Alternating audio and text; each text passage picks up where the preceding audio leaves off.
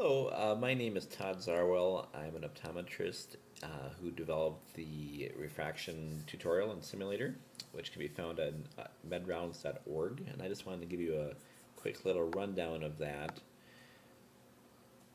So on the simulator, you have the option of practicing in minus cell or plus cell, and you can either do a manual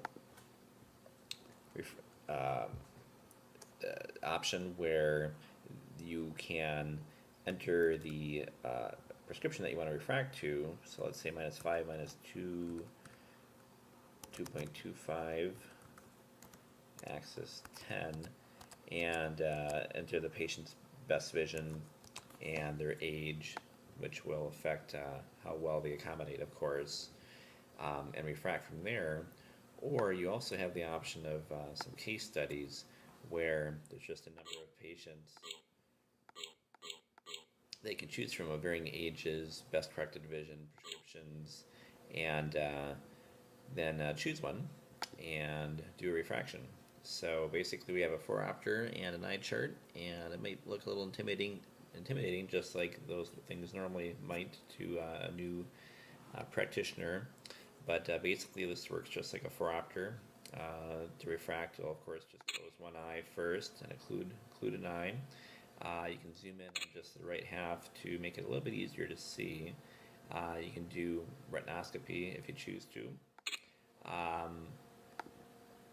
And then basically you just refract like you normally would. So you ask questions, and of course the patient can't hear you on this simulator, so instead when you give choices you just press the 1 and 2 button on the keyboard. So you say which one's better, number 1, and press the number 1 key on your keyboard,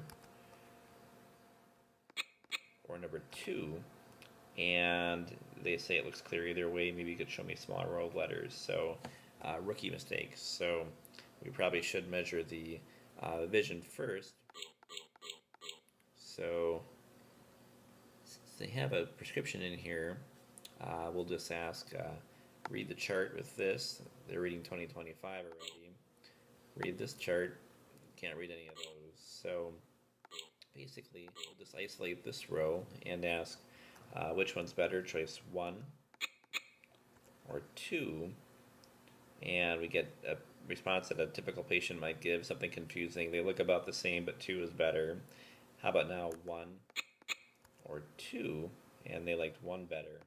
How about here 1 or 2, and there they like 2?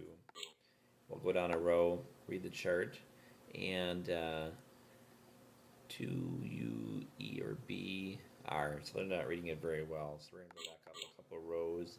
Let's work with the cylinder. Which choice is better? 1. Let's try that again. 1 or 2. And they said 2, so I'll move the axis. We're doing minus cell, so I'll move the axis this way. Which one's better? 1 or 2? 2 a little bit. And then we can do some searching, looking at the cell power 2. Which one's better?